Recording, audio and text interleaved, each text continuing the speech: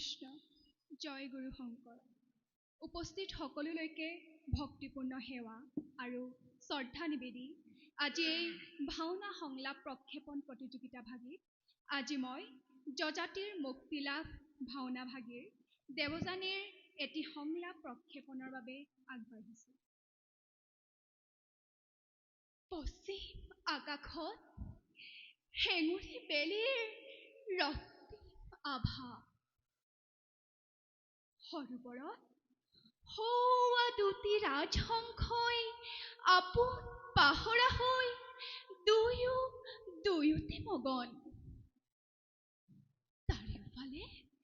চাৰিওফালে মৌ-মাখি ভোমোৰাৰ মধুৰ গুঞ্জন।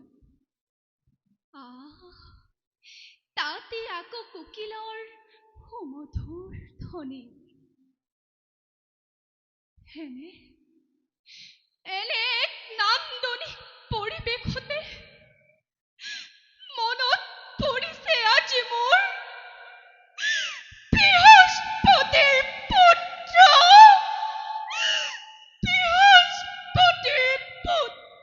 কচৰ কথা।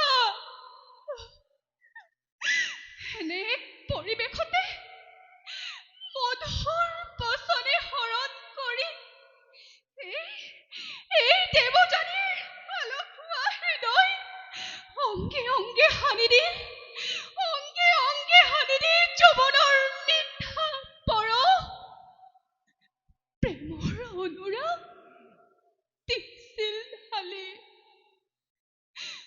প্ৰথম প্ৰেমৰ সেই মিঠা শিহৰণে সংযমৰ শৃংখলিত বান্ধোন শিথিল কৰিছিল এই ব্ৰাহ্মণ কন্যাৰ।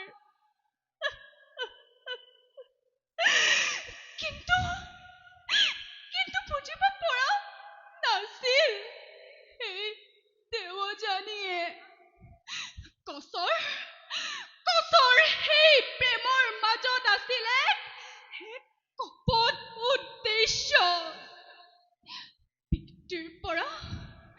পিতৃৰ পৰা মহামন্ত্ৰ লাভৰ হেতু খেলিছিল প্ৰেমৰ খেলা এই দেৱযানীৰ সতে।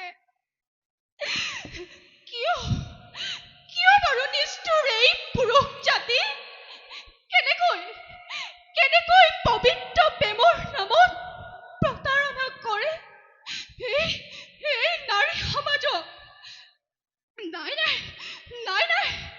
দেৱযানীয়ে কোনোদিনেই পুৰুষক নকৰে বিশ্বাস। কোনোদিনেই এই দেৱযানীয়ে পুৰুষক নকৰে বিশ্বাস।